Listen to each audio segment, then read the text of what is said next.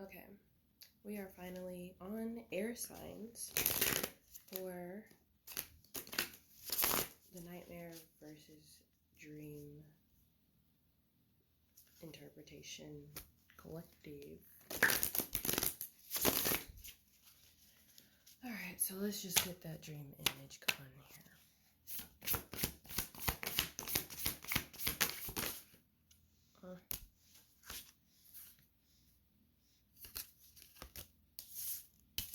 Alright, so we got two. Every sign got, three. Yeah, that was three different signs that got two. Okay, so this is for Aquarius. I think I forgot to say that already. So we got two cards out here.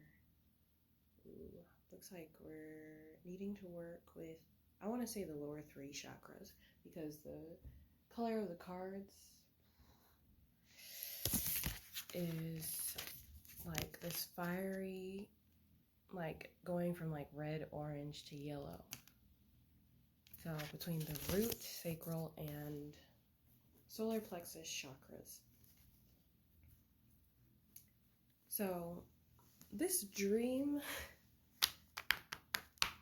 could have been like a very like fantasy oriented dream, because like we have the Magician's Sword, which is Excalibur, and it's coming out of the lake, or at least I see it as and it says confidence in your own magic. And we also have Root Girl, which is this little child made of roots with a crown of feathers. Why did I say feathers? I meant like leaves. Crown of feathers. So you could wear feathers. Could like feathers or collect feathers. I found a feather recently that you didn't expect. But she's got a crown of leaves and she's like curled up in a ball. And with Root Girl, it's the disowned self. So what you're being asked to do is to go back and find the child that you once were before the world got in the way. Before the trauma. Before all the things that stuffed down who you really were. Because that's what it's giving. It's giving, like, your inner child needs some help. She, no gender, but it could mainly be for a feminine. But she needs you to rescue her. Yeah, she needs you to rescue her. And you as like the older person now, like you could be into fantasy and like swordplay and all of that stuff. And what you could do is like one of those like guided meditations to like connect with your inner child, or you could just connect with her with all the like fantasy stuff that you know you love deep down that you've like pretended not to. Like dress up, do things that you used to love when you were a kid. Like the inner child is really calling out for help, and I'm feeling really teary-eyed. It's like you forgot about me. You forgot that I was here. And they're asking you to reconnect. Because like originally the Ten of Cups came in reverse, so it could have been like a family dynamic that was just like not ideal for a child growing up in those circumstances. But you're being asked to take that trauma and like rebirth yourself, because the phoenix is coming up out of the flames. Like you're being asked to reparent yourself and reawaken that inner child. Like before, the judgment of others put you in that position of hiding who you really are. and what you love.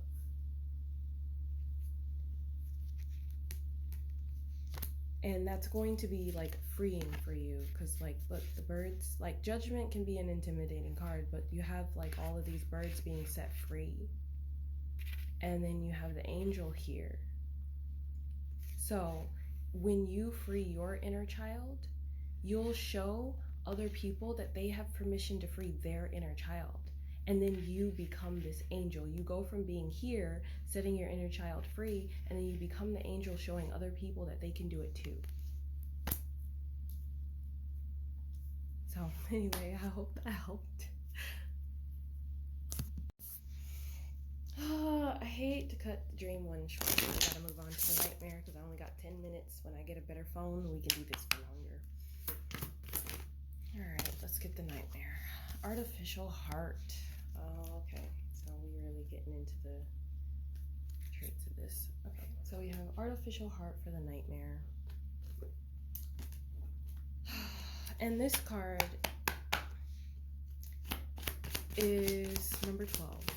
And it talks about how, like, if you don't feel